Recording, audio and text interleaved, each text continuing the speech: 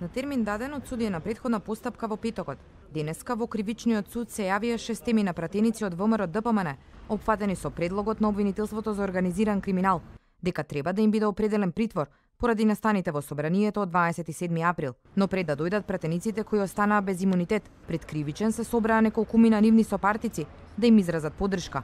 Меѓу нив Зоран Илиовски, Крсто Јовановски, Драган Цуклев. Прв пристигна пратеникот на ВМРО ДПМН Јохан Трчуловски со неговиот адвокат Антонио Апостолски. Се поздрави со колегите, но не сакаше да коментира каква би била одлуката на судијата на претходна постапка, пред кој е предлогот да му биде определен притвор. По Трчуловски пристигна Жаклина Пишевска и таа се поздрави со колегите, па потоа сама влезе во кривичниот суд без коментар. Незиниот бранител дојде подоцна. Единствен кој даде изјава пред да влезе во кривичен беше пратеникот Крсто Муковски. Според него, нема правен основ за тој да оди во притвор, но последниот збор ќе го има судот, рече Кусо Муковски. Како што гледате, цело време сум достапен на судот.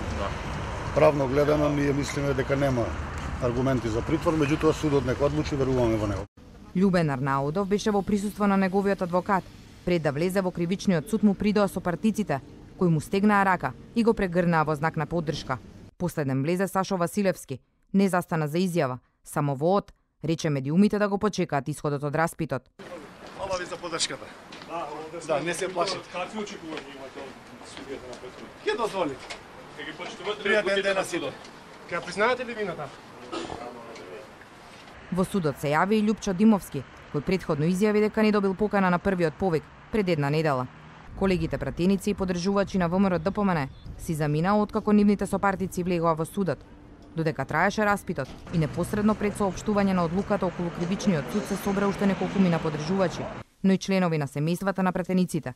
За сето време, додека траеше распитот на пратениците, околу кривичниот суд имаше засилено полициско обезбедување.